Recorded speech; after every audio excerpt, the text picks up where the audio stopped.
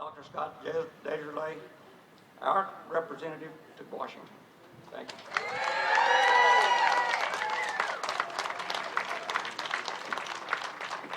Well, thank you, Glenn. And while my family's joining me up here, I'd like to say that's a good, solid platform to run on if you decide you want to do something later on in politics.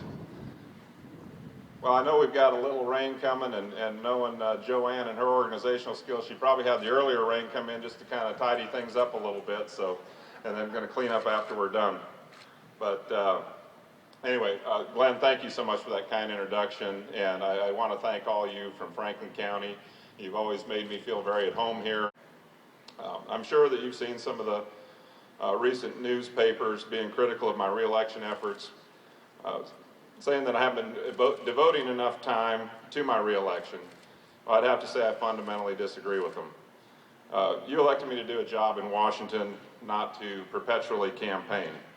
You know, the media is kind of fickle, present company excluded, but you know, you spend too much time campaigning and they criticize you for not doing your job, but if you focus on your job, they'll criticize you for not campaigning enough. I'm here today, though, to make one thing very clear, and I'm officially announcing that I will once again seek to represent Tennessee in the United States Congress.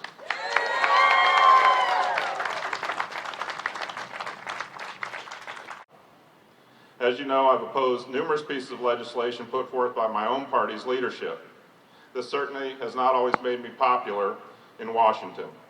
But as I tell my colleagues, we are the last line of defense between President Obama and his radical vision for America.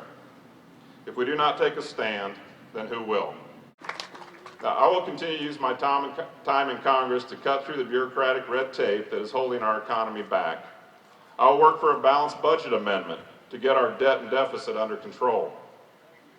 And part of building this environment for economic progress is the full repeal of Obamacare.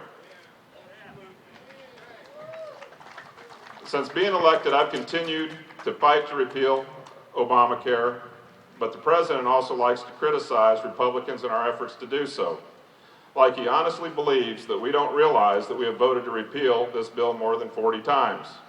Well, guess what?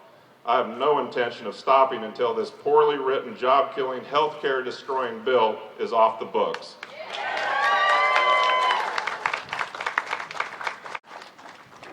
Now, on another subject, it's no secret that my opponents and the media love to pick apart mistakes I made in the 90s, long before ever deciding to run for Congress.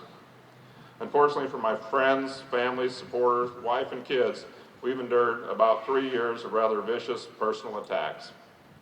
But through all this, we've come to realize that they have no better option than to try to tear me down personally, because they certainly haven't found a way to attack me on what I stand for or the way I do my job as a congressman.